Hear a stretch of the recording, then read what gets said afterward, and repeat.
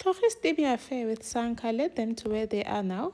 Because if Tlhoge had not cheated on Dala with Sanka, Sanka would still be alive, and blessed Sanka's sister would not have come here looking for her brother. Your Darlene is brave, Claire, to walk into such a territory looking for answers and managing to put Ndala and Tlhoge in a grave. I mean, that's huge. I mean, I have to give her flowers.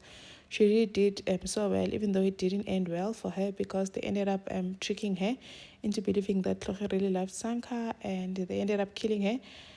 Ndala ended up in hospital only to find that the bullet that shot him, Cohen asked for it and kept it for evidence. Now that Darlene was missing, they found her body where they dumped her. They figured Kuti, there might be a connection between Dala and this whole Darlene, because Darlene is Sanka's sister. So Cohen testing the bullet, finding that it matches the one that shot Sindane, just clear that he is involved. He's the one that killed Darlene. Now Dala and Tlhoge realize the walls are closing in on them. The police are looking for them. They even froze the accounts, so nothing. They can't do anything. They don't have money, and they decide that they need to run away. They need to flee the country. They need to get out of here. They try to talk to Vuvu and Taps to sell the assets. Well, before their accounts were frozen, they wanted to sell the assets so that they can go start over somewhere, but the accounts got frozen. Now they just need to take the kids and leave, but they cannot even go into the apartment because the police are hounding the apartments. They're guarding it like hawks because they know that they're going to come for the kids.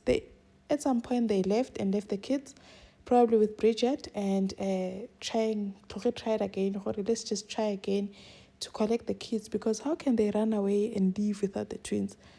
But it still didn't work. Bridget was even in Kopremung trying to see if the police are going to come to her. But Javas did, so obviously this whole thing is not going to work. Ngapha the guide is back, promising the youth at Tembeni a whole lot of opportunities. Everyone is intrigued. Some were kicked out of the system, like Bototo being too old, Ntutugo, criminal record. Ulihle was saved by her mom, saying that you're not old enough.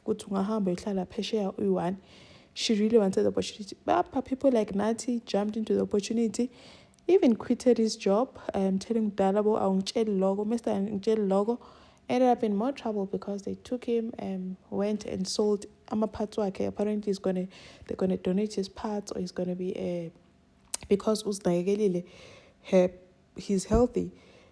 The guy even tried recruiting Khalalelo, promising her a whole lot of benefits with her pregnancy, maternity stuff in Norway. Khalala was tempted, even told Tutu, I want to go, I want this opportunity.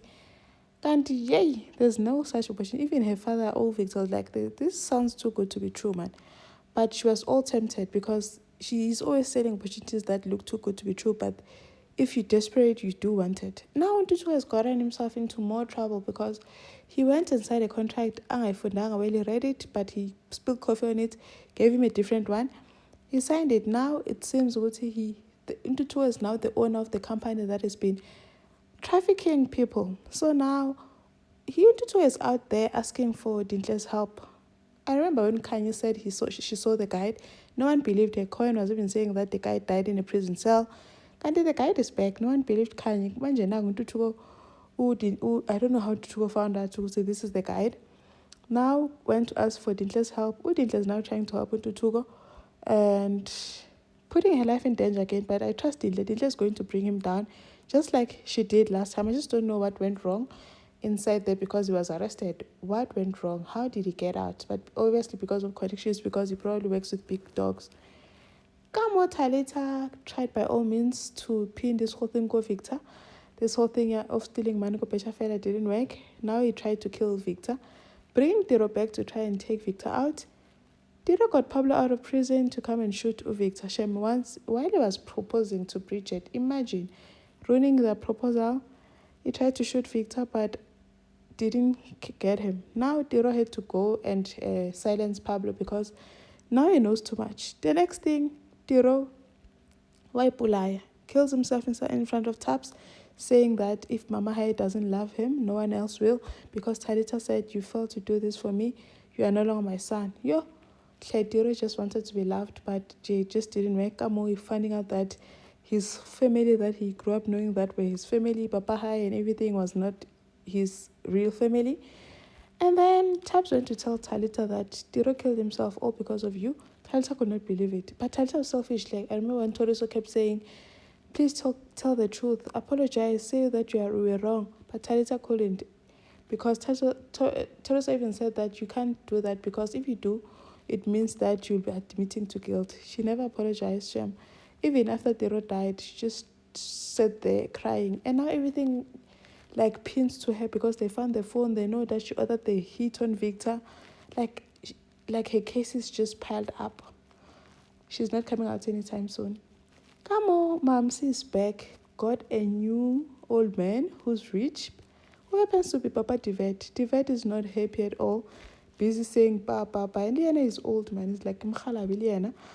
Does not want Mamsi to be with his father because he thinks that Papa deserves better. But father already knows that Mamsi was a sex worker, but now they love each other. Jiggy, they offer to sponsor the academy, the soccer academy Pozozo. But Divet asked Pozozo not to take the offer because Mamsi is stealing money from his dad, money that he worked so hard for. Pozozo was under so much pressure, he ended up declining the offer. Mamsa could not believe it because this is your dream. You've always wanted it. Why are you declining it? But there's also an issue of how is this thing working out because it means you're paying for my soccer academy with money that you're making lying on your back. So Botso was not comfortable with the whole thing. I wonder how this whole thing pans out from them. And apparently Mamsi and Papa Devet are married. So once they find out, because Devet is already against the idea, he's even recruited Marieke, his ex-wife, to come and talk to his dad. But finding out that they're married, and obviously I know incognito property is going to die, I tell you. Thank you for watching. Please like, share, and subscribe. See you in the next one. Bye.